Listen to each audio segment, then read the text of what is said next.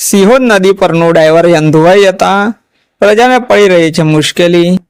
તાત્કાલિક નવું ડાયવર્ઝન બનાવવા ઉઠી રહી છે લોક માંગ.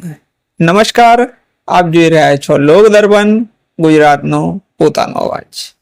ભારત નદીનો પુલ છેલ્લા 2 વર્ષ અગાઉ તૂટી પડતા વાહનોની અવર જવર માટે એક વખત જનતાના પૈસે, જનતાની મહેનતથી અને બીજી 2 વખત સરકાર તરફથી ડાયવર્ઝનનું નિર્માણ કાર્ય કરવામાં આવ્યું, જેમાં લગભગ 6.50 કરોડ જેવી માતબાર રકમ સ્વાહા થઈ જવા છતાં પણ પ્રજાને પડતી હાલાકી જ્યાંની ત્યાં જ છે.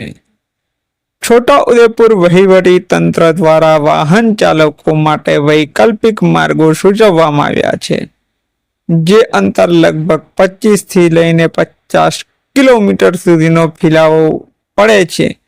છતાં પણ ત્યાંના રોડ રસ્તા ઉપર ભયંકર ખાડાઓ જોવા મળતા આ રસ્તા ખૂબ જ ખડખડ હાલતમાં જોવા મળી રહ્યા છે. આવા ભંગાર અને ખાડાઓથી ખદબદતા રોડ અને રસ્તાઓથી વાહન ચાલકો ત્રાહિમામ પોકારી ચૂક્યા છે.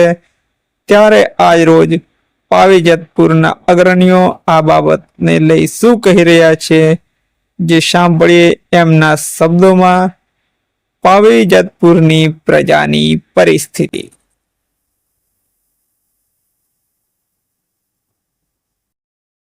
પાવીજતપુર તાલુકાનું મુખ્ય મથક પાવીજતપુર ગામ છે. હાલમાં છેલ્લા 2 વર્ષથી પાવીજતપુર ગામથી આગળ બોડેલી કે વડોદરા તરફ જવા માટે વચ્ચે જે ભારત નદી ઉપર બ્રિજ આવે છે તે છેલ્લા 2-3 વર્ષથી તૂટી ગયો છે.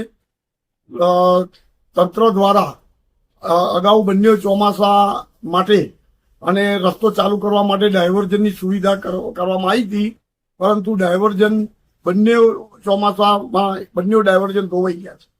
અત્યાર લગીન લગભગ 6.5 કરોડ રૂપિયાનો ખર્ચ કર્યો છે, પરંતુ કોઈ પ્રશ્નનો ઉકેલ આવ્યો નથી.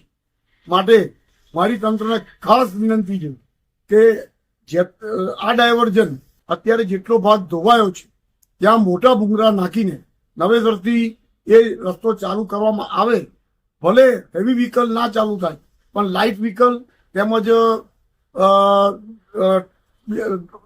2 ચક્રી વાહન અને લાઇટ વ્હીકલ ચાલુ થાય તો પાવીજતપુરના ધંધા રોજગાર ફરીવાર ચાલુ થાય. અત્યારે ધંધા રોજગારની પરિસ્થિતિ એવી છે કે લોકોને પોતાની દુકાન કોઈ ભાડે લીધી હોય તેના ભાડા પણ નથી નીકળતા. બહારની કોઈ પબ્લિક જેની જરૂરિયાત હોય છે એમને દૂર દૂર લગીને વસ્તુઓ લેવા જવું પડે છે. વેપારીઓ હેરાન છે અને આજુબાજુ તાલુકાની પબ્લિકને પણ બહુ જ તકલીફ છે.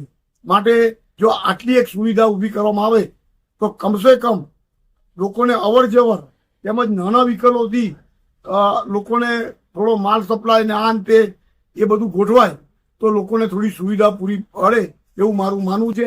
તંત્રને મારી ખાસ વિનંતી છે કે આ બાબતમાં કંઈક વિચારીને ઘટતું કરે. આપનું નામ? અતુલ કુમાર રતનલાલ શાહ.